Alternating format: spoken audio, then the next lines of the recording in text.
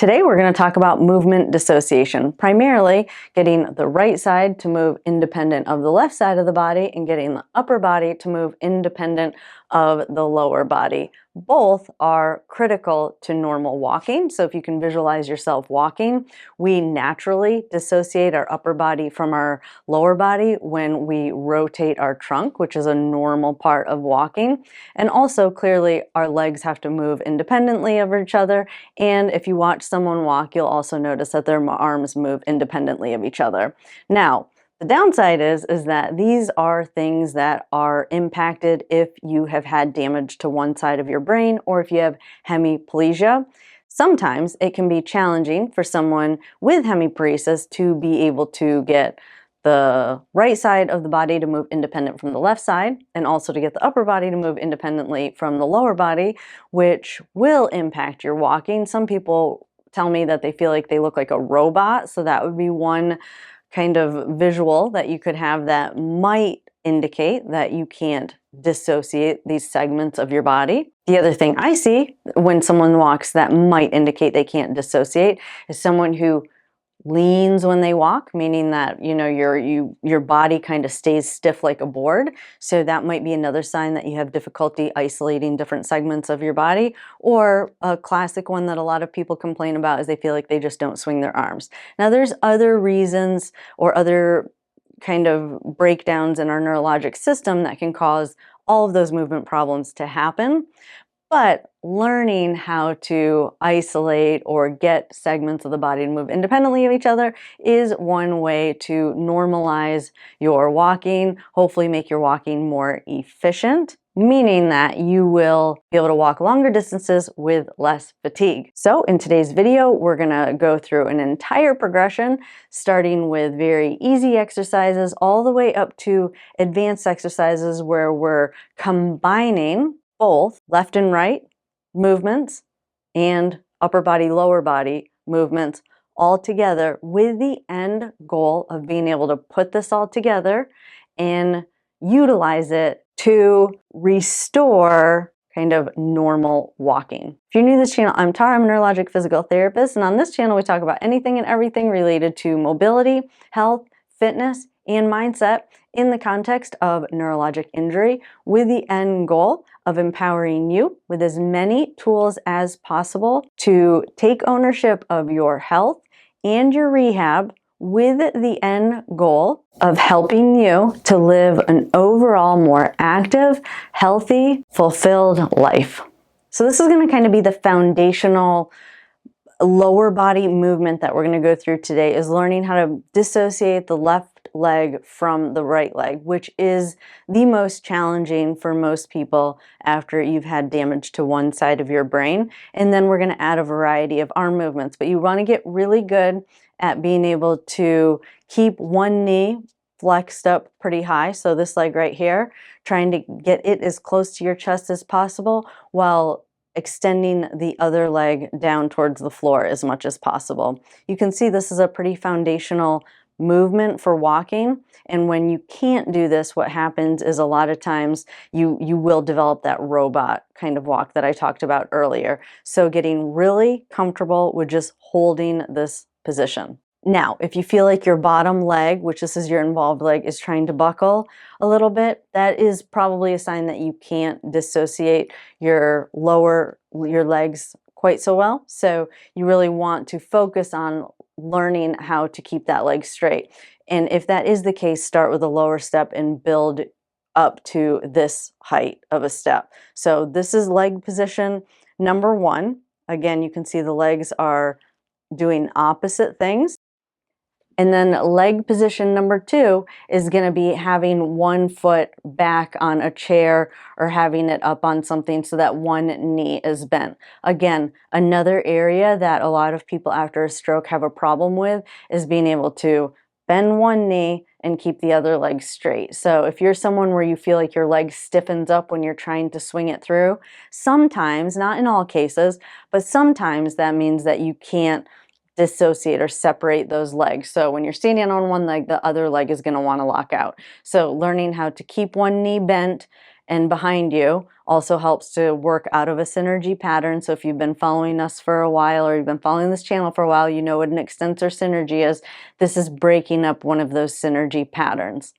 So again, 2 foundational leg movements is here, and then also with the leg in front to dissociate the lower extremities. So once you get those 2 foundational leg positions that we just went over, once you get those down, the next thing we're going to do is we're going to add an upper body twist. So now we're separating the upper body from the lower body, and at the same time separating the left from the right as far as the legs are concerned. So if you have hemiplegia, just grip your hands together. So if you can't hold on with one hand, put your other hand over the top to be able to hold on to it. You want to keep your hips square. So we're trying for that break to come right about at waist level, and you're just going to rotate your shoulders away.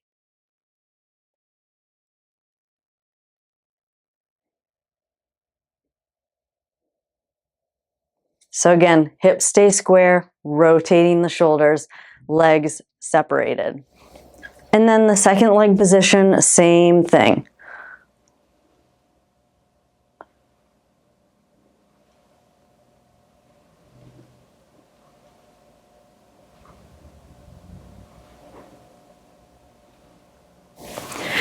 Now, if you can't get your foot into this position, one other variation that you can do for this same exercise and get a lot of benefit from is also to try it in half kneeling.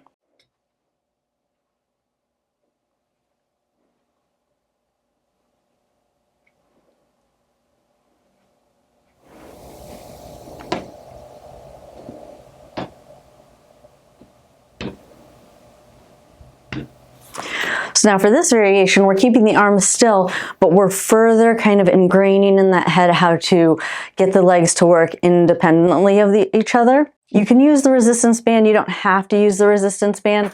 You can also do it without. Again, it's just getting that dissociation. But if you wanted to add kind of like an upper body, lower body segmenting, you can add the resistance band, and that'll definitely challenge that. But you're still going to get a lot of benefit on relearning how to dissociate by just doing the knee lifts from an already kind of separated position. So with the legs already a little bit separated and working this one kind of what we call at end range, this top leg, and then you're just going to do kind of knee lifts. Trying not to lean back or trying not to bend that bottom knee when you do it. Both of those are what we call kind of compensations. You want that bottom leg to stay straight. If you feel like you're leaning back, go down to a lower step. Again, you just really want to isolate that end range of hip flexion on that top leg.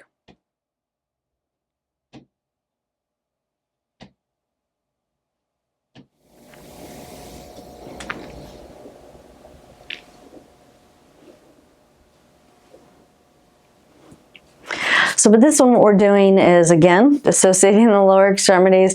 You want your involved leg or your weaker leg to be the one that's straight on this one. You're going to have the resistance band in the involved arm, in the involved hand. If you can't hold on, strap your hand to it. And then again, you're going to stretch forward and then pull back. You want to pay special attention that that bottom leg is not collapsing when you do that. You want a straight leg, but not a locked out leg. And then let that band come away from you and then pull it back, driving that elbow back and that shoulder back as you pull back and really squeezing your shoulder blades. It's just almost feeling like you're squeezing that right shoulder blade back towards the middle of your back, and then let it come forward and then pull it back again. Come forward and pull it back. Again, the leg is not collapsing, and you're not collapsing this way either, that you're staying nice and square. Your hips are staying nice and square to the front and pulling back.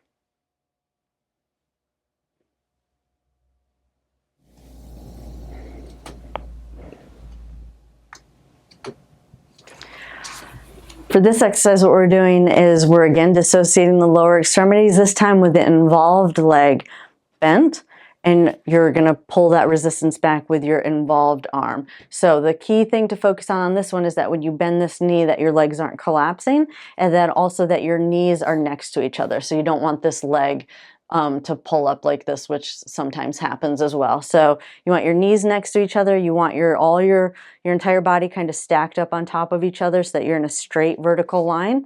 And then again, you're going to pull back. The whole time you want to keep your hips square. So you don't want your whole body rotating. It's just kind of that one, again, separating the upper body from that lower body. Stretch the band out and then pull it back, driving that elbow back towards the wall behind you.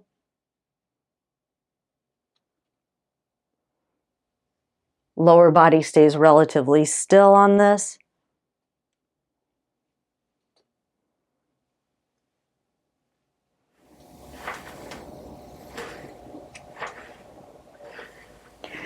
So for this one, what we're working on is, again, just isolating a knee movement while maintaining the other leg perfectly still and perfectly straight.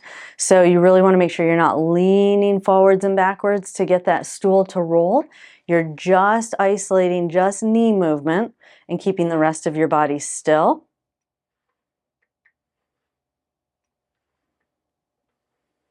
And then once you get good at that, now you're going to try and cross across midline just a little bit with this leg and then bring it back. It's just working the hip in a different plane of motion that is sometimes challenging for people without letting the upper body, making the whole body do the movement. So again, shoulders stay relatively still and you just want to roll that stool side to side.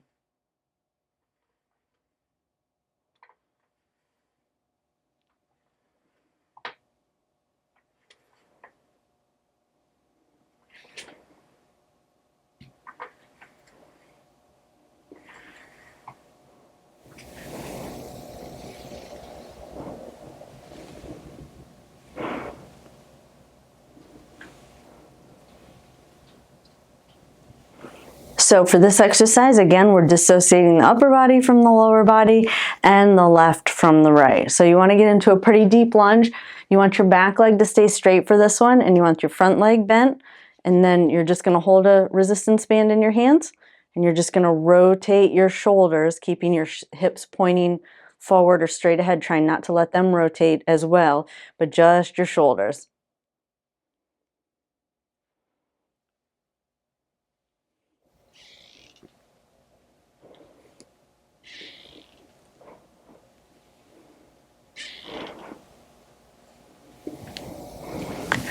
So for this exercise, what we're doing is we're separating the left leg from the right leg, so dissociating the lower extremities, and again, adding upper body rotation exercise. So the keys to this one is to keep those hips square, pointing forward, and adding that upper body movement. So legs are separated, hips are staying relatively square, so they're not rotating, and then you're just bringing that ball up and over the opposite shoulder.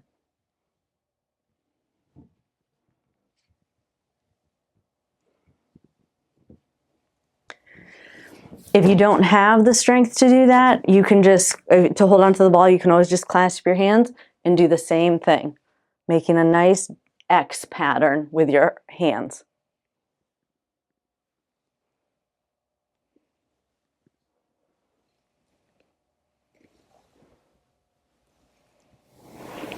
And then that is it for this video. I hope you guys found those exercises helpful. If you like those types of exercises, we do have a monthly membership, which gives you access to over 300 exercises where you can filter through by category or movement dysfunction or the movement problem that you're trying to work on, and get to the exact exercises that will address your particular needs. Save it, and you can come back to that exercise program at a later date. So link for that membership program is in the description below. With your membership, you also have access to our monthly live sessions, as well as access to our Discord channel. So again, if you like those exercises and you want more, check out our membership program. Link for that is in the description below. If you want to get exercises for free during the week, definitely head on over to Instagram and follow us over there, where we post 1 to 2 exercises every single week. I enjoyed spending time with you all today, and I will see you in the next video. Have a good day.